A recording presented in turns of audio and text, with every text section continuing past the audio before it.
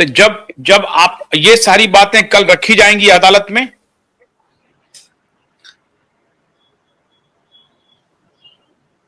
तो जब जवाब नहीं होगा तो क्या होगा?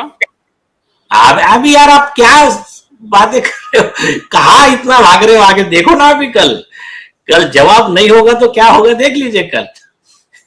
तो आपका कल फोकस जो होगा वो शैलेंद्र नगरकर के साथ साथ आदित्य ठाकरे होगा कि भाई आदित्य ठाकरे का जो पिटीशन है, जो एफिडेविट है, उस पर एक्शन होना चाहिए इमीडिएटली, और अरेस्ट उसके लिए भी आप उसी कंटेम्प्ट होगा ना, क्योंकि अगर वो गलत एफिडेविट दिया है तो कंटेम्प्ट है।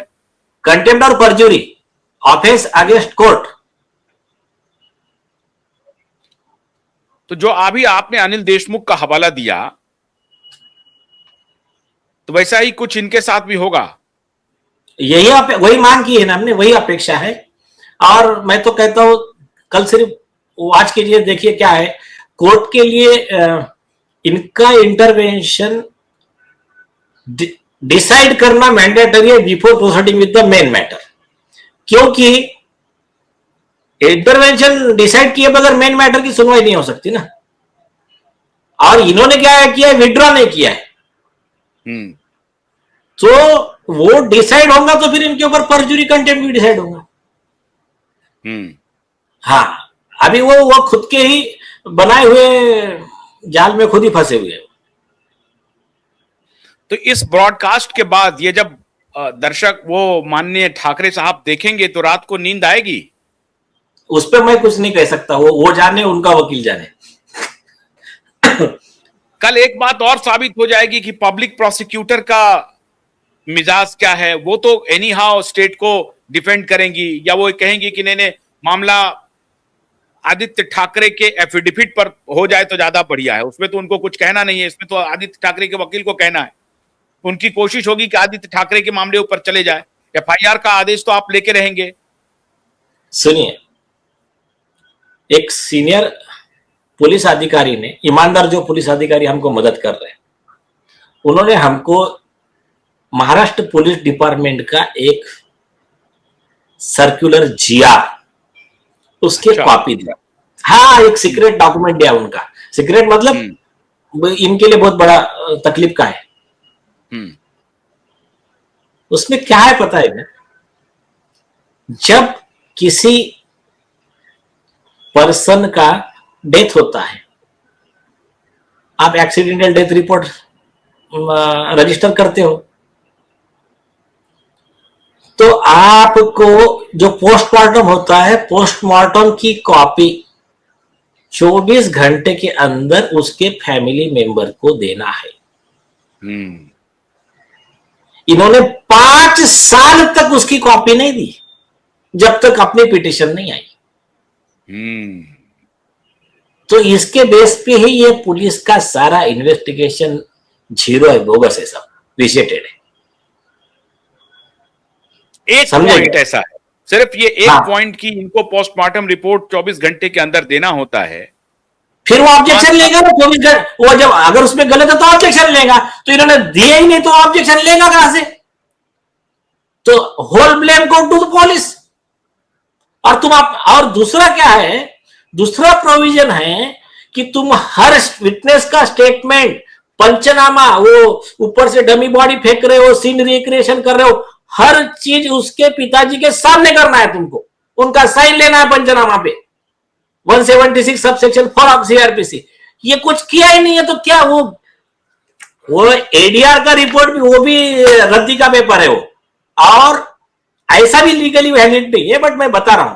तो एक छोटा सा पॉइंट बताया मैं, अभी तो देखते जाओ। अभी देखिए कि इन्होंने एक पॉलिटिकल, इनके जो दलाल पत्रकार हैं उन्होंने फैलाया कि भाई सतीश साल्यान ने तब कुछ और कहा था, अब कुछ और कह रहे हैं, पॉलिटिकली मोटिवेटेड हैं। उनका 5 बार 4 बार 5 बार हमने स्टेटमेंट रिकॉर्ड किया। और आपको याद होगा उस लास्ट हियरिंग में जब जस्टिस गडकरी ने साफ पूछा कि भाई 4 बार 5 बार क्यों रिकॉर्ड किया, तो कोई जवाब नहीं था, वो पीछे हट गए। अच्छा, और दूसरी चीज, हाँ, वो तो चुप हो गए, जवाब ही नहीं था कोई। लेकिन दूसरी चीज, उस स्टेटमेंट को क्या वैल्यू है जब आप पूरे, मेरे पास मेरी इंफॉर्मेशन ही नहीं है, पोस्टमार्टम की रिपोर्ट ही नहीं है, मेरे सामने तुम्हारा इन्वेस्टिगेशन इंक्वायरी हो ही नहीं रहा है, तो आप मेरे स्टेटमेंट रिकॉर्ड कर रहे हो, उसको क्या वैल्यू है? और उसमें स्टेट रिपोर्ट में क्या लिखा पता है क्या? वो शिवाजी आढ़ाव ने एक स्टेटमेंट बनाया और एक दूसरे ने बनाया। वो क्या लिखते हैं, मुझे पुलिस ने सब जानकारी दी। क्या, कहां है तुम्हारी काउंटर साइन? कहां है? मुझे जानकारी दी ना, तो तुम्हारे घर पे बैठ के जो जानकारी दिया होगा उसका डायरी होगा ना कहीं। हाँ, नहीं, काउंटर साइन रहती है ना उस पे। हो गया। और पोस्टमार्टम की रिपोर्ट 5 साल नहीं दिए तो जानकारी क्या दिए? फोटोशॉप पे बैठ के बनाए वाले फोटो। हाँ? तो अच्छा, वो भी नहीं दिए, फोटोशॉप वाले फोटो भी नहीं दिए, जाने दो। अगर वो भी देते तब भी उनके ऊपर ऑब्जेक्शन हो जाता। तो खाली अब जो नए हमारे डीजीपी साहब आए हैं, जिससे कि पूरा महाराष्ट्र अभी थोड़ा सा कांप रहा है, दाते साहब, तो आपको लग रहा है कि दाते साहब एकदम एकदम बिल्कुल आंख मूंद लेंगे कि नहीं नहीं, जो हत्या का जो क्या नाम है, एक्सीडेंट का जो एक्सीडेंटल डेथ रिपोर्ट हो गया है और एसीपी साहब ने ऑर्डर कर दिया, सारी जांच हो गई, अब पोस्टमार्टम रिपोर्ट देना नहीं है, बस उसको फाइल में बंद कर दो? नहीं नहीं नहीं, पोस्टमार्टम रिपोर्ट तो कोर्ट ने जब अपना मैटर गया था उस समय ये तो 5 साल के बाद दिया ना, अब दिया ना। ठीक है, ठीक, सुनो तो। हाँ, तब दिया, ठीक है। लेकिन पहली चीज आपको एक टेक्निकल बात बताता हूँ, फिर मैं थोड़ा सा 5 मिनट में मैं निकलूंगा, मेरा एक दूसरा काम है। देखिए क्या है, ऑफिशियली सदानंद दाते साहब के पास अभी केस का चार्ज फिलहाल नहीं है। अभी फिलहाल चार्ज है एसआईटी के पास, और SIT is answerable to commissioner of police Bombay, and commissioner of police is directly answerable to home secretary. नहीं, एक्चुअली नियम से होना चाहिए डीजीपी, क्योंकि ये director general of police of Maharashtra है, होना उनको चाहिए। लेकिन नॉर्मली क्या करते हैं, commissioner of police directly report करते हैं होम सेक्रेटरी को, ठीक है। अच्छा, तो हाँ, एज ऑन टुडे ऑफिशियली दाते साहब के पास वो चार्ज नहीं है, भले ही उनके पास फाइल पहुंच गई होगी, बट फिलहाल चार्ज नहीं है। ये चार्ज कब आएगा?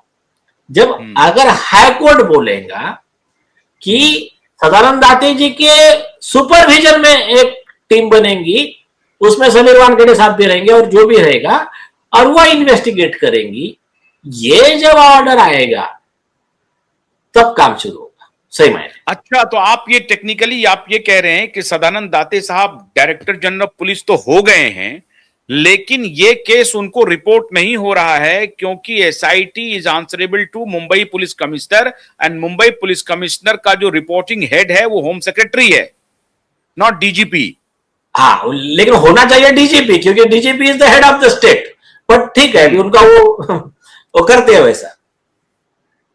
अच्छा, तो कई बार ऐसा होता है कि जो मुंबई पुलिस कमिश्नर और डीजीपी लगभग सेम बैच के होते हैं, तो सेम रैंक के ऑफिसर होते हैं, इसलिए वो उनको रिपोर्ट नहीं देते हैं, तो होम सेक्रेटरी को वो उनका बॉस बनाया जाता है। ऐसा हो सकता है कि उनके मन में या इस तरह की व्यवस्था रही हो।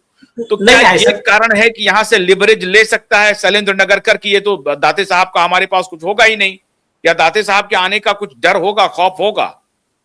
क्योंकि तो पिछली बार हाईकोर्ट ने डीजीपी को भी बुलाया था एक दूसरे मामले में। हाँ, वो बराबर है, बराबर है, सही बात है। वेट एंड वॉच, देखते जाओगे। मैं अभी आपकी जरा अनुमति लेता हूं। ठीक है, बहुत बहुत शुक्रिया नीलेश जी, आपका बहुत बहुत शुक्रिया। लेकिन इतना ही काफी है नीलेश जी, इतना ही काफी है कि आज रात ठाकरे को नींद नहीं आएगी, ये कंफर्म मान लीजिए। क्योंकि जो अभी नीलेश ओझा जी ने बताया कि पोस्टमार्टम रिपोर्ट देना अनिवार्य होता है 24 घंटे के अंदर, दिया नहीं, वो तो आपको मालूम है। 5 साल इतना झगड़ा के बाद जब आखिरी अभी 2 हियरिंग पहले उन्होंने दिया, जब नीलेश ओझा जी सपोर्टिव डॉक्यूमेंट्स मांग रहे थे, नहीं दिया। जिस प्रकार से कभी सीबीआई जो पटना में जो क्लोजर रिपोर्ट फाइल किया है, सुशांत के परिजन के वकील एडवोकेट वरुण और विकास सिंह जी के पुत्र, वो उनसे मांग रहे हैं कि सपोर्टिव डॉक्यूमेंट दे दीजिए, बैंक डिटेल दे दीजिए, पोस्टमार्टम रिपोर्ट दे दीजिए, हैंगिंग वैंगिंग का कोई अगर कोई तस्वीर है तो वो दे दीजिए। नहीं दे रहा है, नहीं दे रहा है, सीबीआई नहीं दे रही है सपोर्टिव डॉक्यूमेंट। ठीक उसी प्रकार से मुंबई पुलिस 5 साल तक दी नहीं, अब बहाना बनाता रहा कि हमने सारे स्टेटमेंट ले लिए, नहीं ले लिए। अब देखिए तकनीकी पक्ष क्या है।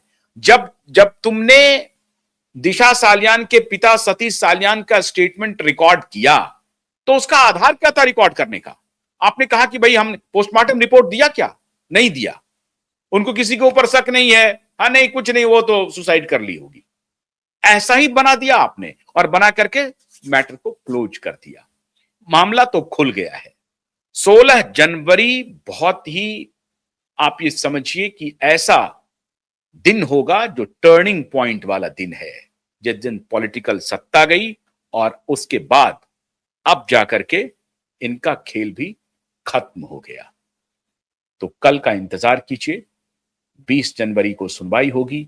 हम कोशिश करेंगे कि जिस वक्त ये सुनवाई हो उसके बाद हम लाइव आपसे आकर के जुड़ेंगे। बहुत बहुत शुक्रिया। कल का इंतजार कीजिए। नमस्कार।